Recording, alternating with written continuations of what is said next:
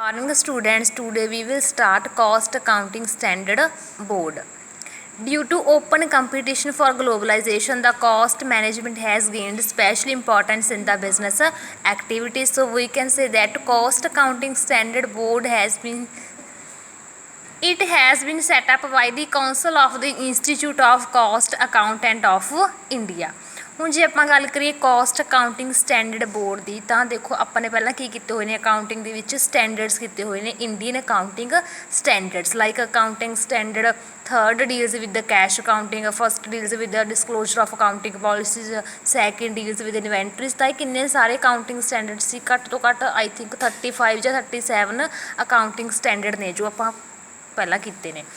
ਤਾਂ ਇਸ ਦੇ ਵਿੱਚ ਕੀ ਹੁੰਦਾ, ਜਿਵੇਂ ਦੇਖੋ ਅਕਾਊਂਟਿੰਗ ਸਟੈਂਡਰਡਸ ਹੁੰਦੇ ਨੇ ਉਹ ਕੀ ਕੀਤੇ ਜਾਂਦੇ ਨੇ, ਕਿਸੇ ਨਾ ਕਿਸੇ ਬੋਡੀ ਦੁਆਰਾ ਸੈਟਅਪ ਕੀਤੇ ਜਾਂਦੇ ਨੇ। ਬੋਡੀ ਦੇਖੋ ਪਹਿਲਾਂ ਇਸ ਦੇ ਲਈ ਕੀ ਸੀ, IASB ਸੀ ਜੋ 1973 ਦੇ ਵਿੱਚ ਬਣੀ ਸੀ, ਇੰਡੀਅਨ ਅਕਾਊਂਟਿੰਗ ਸਟੈਂਡਰਡ ਕਮੇਟੀ। ਤਾਂ 1973 ਤੱਕ ਕੀ ਚੱਲੀ, IASC ਚੱਲੀ, ਇੰਡੀਅਨ ਅਕਾਊਂਟਿੰਗ ਸਟੈਂਡਰਡ ਕਮੇਟੀ ਚੱਲੀ।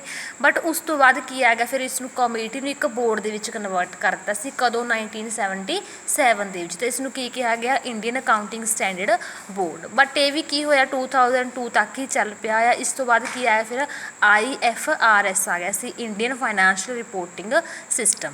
ਤਾਂ ਜਿਵੇਂ ਆਪਾਂ ਉਸ ਦੇ ਵਿੱਚ ਕਰਦੇ ਸੀ ਸਟੈਂਡਰਡਸ ਜਿਹੜੀ ਕੀ ਸੀ, ਦੇਖੋ ਸਟੈਂਡਰਡ ਬੋਡੀ ਸੀ। ਤਾਂ ਸੇਮ ਕੀ ਹੈ, ਕੋਸਟ ਅਕਾਊਂਟਿੰਗ ਦੇ ਲਈ ਕੀ ਬਣਿਆ, cost accounting standard board. Standard ਦਾ ਮੀਨਿੰਗ ਹੀ ਕੀ ਹੁੰਦਾ ਵੀ ਰੂਲਸ ਐਂਡ ਰੈਗੂਲੇਸ਼ਨਸ ਸੈਟਅਪ ਕੀਤੇ ਜਾਣ ਕਿਸੇ ਅਥੋਰਿਟੀਜ਼ ਦੁਆਰਾ, ਤਾਂ ਕਿ ਕੀ ਹੋਵੇ ਯੂਨੀਫਾਰਮਿਟੀ ਆਵੇ, ਵੀ ਸਾਰੇ ਇੱਕੋ ਹੀ ਰੂਲ ਨੂੰ ਕੀ ਕਰਨ, ਇੰਪਲੀਮੈਂਟ ਕਰਨ ਆਪਣੀ ਬਿਜ਼ਨਸ ਕੰਸਰਨ ਦੇ ਵਿੱਚ। Then next point is constitution of CASB। ਤਾਂ ਆਪਾਂ ਕਹਿ ਸਕਦੇ ਵੀ ਇਹਦੇ ਵਿੱਚ ਕਿਹੜੇ ਕਿਹੜੇ ਮੈਂਬਰਸ ਨੇ, ਕੌਣ ਪਾਰਟ ਟਾਈਮ ਮੈਂਬਰ ਹੈ, ਕੌਣ ਹੋਲ ਟਾਈਮ ਮੈਂਬਰ ਹੈ। It will have a chairman as appointed and nominated by the council of the institute. ਤਾਂ ਇਹਦੇ ਵਿੱਚ ਕੀ ਹੋਏਗਾ, ਇੱਕ ਚੇਅਰਮੈਨ ਹੋਏਗਾ ਜਿਸ ਨੂੰ ਕੌਣ ਅਪੁਆਇੰਟ ਕਰੇਗਾ, council of the institute. And other member will also be appointed and nominated by the councils. ਬਾਕੀ ਸਾਰੇ ਮੈਂਬਰਸ ਨੂੰ ਵੀ ਕਿਸੇ ਨੇ ਨੋਮੀਨੇਟ ਕਰਨਾ ਹੈ, ਕਾਊਂਸਲ ਨੇ ਕਰਨਾ ਹੈ।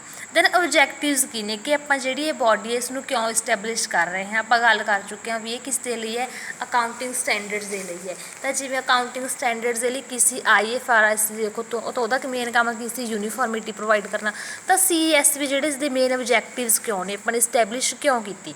First point is to equip the profession with better guidelines on standard cost accounting practices. ਤਾਂ ਸਟੈਂਡਰਡ ਕੋਸਟ ਅਕਾਊਂਟਿੰਗ ਪ੍ਰੈਕਟਿਸਿਸ ਦੇ ਲਈ ਬੈਟਰ ਗਾਈਡਲਾਈਨਸ ਕਰਨ ਦੇ ਲਈ।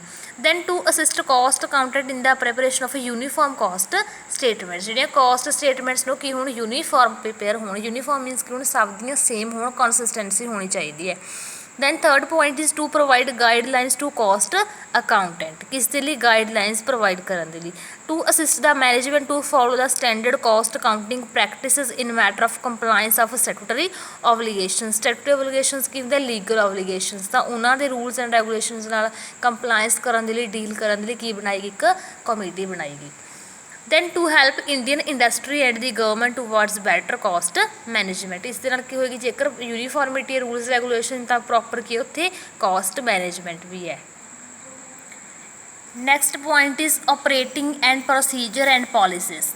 First point is organizing and initiating discussion and deliberation at national level to identify the areas or topics in respect of which needs for standards are felt। ਆਪਾਂ ਨੇ ਕੀ ਕਰਨਾ, ਆਪਸ ਦੇ ਵਿੱਚ ਕੀ ਕਰਨ, ਦੇਖੋ ਹੁਣ ਯੂਨੀਫਾਰਮਿਟੀ ਹੈ। ਯੂਨੀਫਾਰਮਿਟੀ ਮੀਨਸ ਕੀ ਹੈ ਕਿ ਕਿਸੇ ਇੱਕ ਕੰਸਰਨ ਦੇ ਲਈ ਨਹੀਂ, ਬਹੁਤ ਸਾਰੀਆਂ ਬਿਜ਼ਨਸ ਕੰਸਰਨ ਦੇ ਲਈ ਹੈ। ਤਾਂ ਉਹ ਆਪਸ ਦੇ ਵਿੱਚ ਕੀ ਕਰਨਗੇ, ਮਿਲ ਕੇ ਡਿਸਕਸ਼ਨ ਵਗੈਰਾ ਕਰਨਗੇ। ਜਿੱਥੇ ਉਹਨੂੰ ਲੱਗ ਰਿਹਾ ਕਿ ਆਪਾਂ ਨੇ ਨਿਊ ਸਟੈਂਡਰਡ ਸੈੱਟ ਆਊਟ ਕਰਨੇ ਨੇ, ਨਿਊ ਪੋਲਿਸੀਜ਼ ਸੈੱਟ ਆਊਟ ਕਰਨੇ ਨੇ, ਤਾਂ ਉਹ ਮਿਲ ਕੇ ਕੀ ਕਰਨਗੇ, ਉੱਥੇ ਜਿੱਥੇ ਨੀਡ ਅਰਾਈਜ਼ ਹੋਏਗੀ ਉੱਥੇ ਕੀ ਕਰਨਗੇ, ਉਹ ਸੈੱਟ ਆਊਟ ਵੀ ਕਰਨਗੇ। Generating information on all alternative cost. Alternative means ਕੀ ਹੁੰਦਾ, ਮੋਰ ਦੈਨ ਵਨ। ਤਾਂ ਇਹ ਕੀ ਕਰਦਾ, ਜਨਰੇਟ ਕਰਦਾ ਇਨਫੋਰਮੇਸ਼ਨ ਨੂੰ ਕਾਊਂਟਿੰਗ ਪ੍ਰੈਕਟਿਸਿਸ ਦੇ ਲਈ। Then preparation of draft on standard cost accounting practices. ਤਾਂ ਆਪਾਂ ਕੀ ਕਰਦੇ, ਇੱਕ ਡਰਾਫਟ ਵੀ ਪ੍ਰੀਪੇਅਰ ਕਰ ਲੈਂਦੇ ਹਾਂ ਐਡਵਾਂਸ ਦੇ ਵਿੱਚ। Then allowing sufficient time for consideration to fix a date for standard to be effective. ਆਪਾਂ ਨੇ ਸਟੈਂਡਰਡਸ ਨੂੰ ਕਦੋਂ ਤੋਂ ਇੰਪਲੀਮੈਂਟ ਕਰਕੇ ਅਕਾਊਂਟਸ ਪ੍ਰੀਪੇਅਰ ਕਰਨਾ ਪਵੇ, ਇੱਕ ਡੇਟ ਵੀ ਫਿਕਸ ਕਰ ਲੈਂਦੇ ਆ। Then to revise the standards once issued if dictated by environment, government, legal authority and other situation. Means ਕੀ ਹੈ, ਜੇ ਆਪਾਂ ਨੇ ਸਟੈਂਡਰਡ ਸੈੱਟ ਕਰ ਲਏ ਬਟ ਸਟੈਂਡਰਡ ਸੈੱਟ ਕਰਨ ਦੇ ਬਾਅਦ ਕੁਝ ਸਰਕਮਸਟਾਂਸ ਇਸ ਤਰ੍ਹਾਂ ਦੇ ਰਾਈਜ਼ ਹੋ ਗਏ ਵੀ ਉਹਦੇ ਵਿੱਚ ਕੁਛ ਨਾ ਕੁਛ ਮੋਡੀਫਿਕੇਸ਼ਨਸ ਕਰ ਲਿਆ, ਤਾਂ ਆਪਾਂ ਨਾਲ ਦੀ ਉਹਨਾਂ ਨੂੰ ਕੀ ਕਰਨਾ ਹੈ, ਅਥੋਰੀਟੇਟਿਵ ਬੋਡੀ ਨੂੰ ਇਨਫੋਰਮੇਸ਼ਨ ਦੇਣੀ ਹੈ, ਜਾਂ ਆਪਾਂ ਨੇ ਕੀ ਕਰਨਾ, ਚੇਂਜ ਟੂ ਚੇਂਜ ਸਟੈਂਡਰਡਸ ਨੂੰ ਰਿਵਾਈਜ਼ ਵੀ ਕਰਵਾਉਂਦੇ ਰਹਿਣਾ। Then next point is mandatory application of cost accounting standard. ਸਾਰੇ ਕਾਸਟ ਅਕਾਊਂਟਿੰਗ ਸਟੈਂਡਰਡਸ ਨੇ, ਜਿਵੇਂ ਮੈਂ ਤੁਹਾਨੂੰ ਦੱਸਿਆ ਵੀ ਇੰਡੀਅਨ ਅਕਾਊਂਟਿੰਗ ਸਟੈਂਡਰਡ ਆਪਾਂ ਕੀਤੇ ਹੋਏ ਨੇ ਪਹਿਲਾਂ ਅਕਾਊਂਟਿੰਗ ਦੇ ਵਿੱਚ। ਉਹ ਕੀ ਸੀ ਵੀ ਅਕਾਊਂਟਿੰਗ ਸਟੈਂਡਰਡ 1 ਕਿਸ ਨਾਲ ਡੀਲ ਕਰ ਰਿਹਾ, 2 ਕਿਹਦੇ ਨਾਲ, 3 ਕਿਸ ਨਾਲ। ਤਾਂ ਸੇਮ ਕੀ ਨੇ ਆਪਣੇ ਕਾਸਟ ਅਕਾਊਂਟਿੰਗ ਸਟੈਂਡਰਡਸ ਨੇ ਕਿ ਕਾਸਟ ਅਕਾਊਂਟਿੰਗ ਸਟੈਂਡਰਡ ਜੋ 1 ਹੈ ਉਹ ਕਾਸਟ ਨਾਲ ਡੀਲ ਕਰ ਰਿਹਾ ਹੈ। Then capacity, then cost of production material, employee, cost of utilities. ਇਹ ਇੰਨੇ ਇੰਪੋਰਟੈਂਟ ਨਹੀਂ ਹੈਗੇ ਐਗਜ਼ਾਮ ਦੇ ਪੁਆਇੰਟ ਆਫ ਵਿਊ, ਬਟ ਇੱਕ ਵਾਰ ਇਹਨੂੰ ਕੀ ਕਰਿਓ ਸਾਰੇ ਸਟੈਂਡਰਡਸ ਨੂੰ ਰਿਵਾਈਜ਼ ਕਰ ਲਿਓ। ਥੈਂਕਸ।